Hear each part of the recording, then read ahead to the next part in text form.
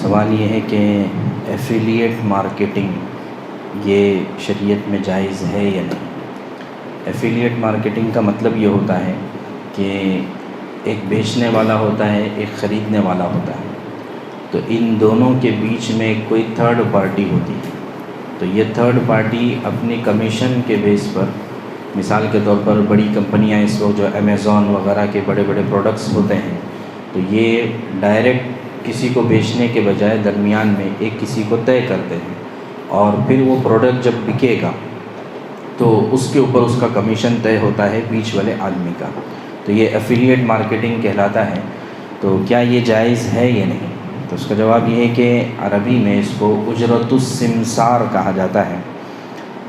اور اس سلسلے میں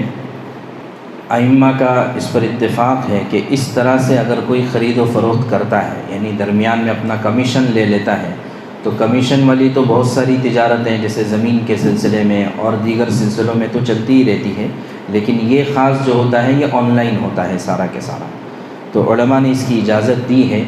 اور بلکہ امام بخاری رحمۃ اللہ علیہ نے بھی اس کے اوپر ایک باب قائم کیا ہے،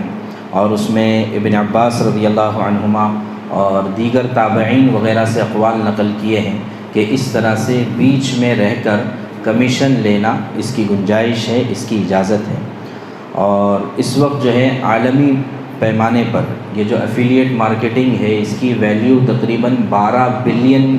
کے قریب ہے۔ تو $12 بلین کی جو گویا کہ اس کی لاگت ہے، اور ہمارے ملک انڈیا میں 2016 کے مطابق اس کی لاگت تھی تقریباً $96 کے برابر، لیکن یہ کہا جا رہا ہے کہ 2025 تک تقریباً $800 سے زیادہ اس کی لاگت ہونے والی ہے۔ تو لہٰذا جو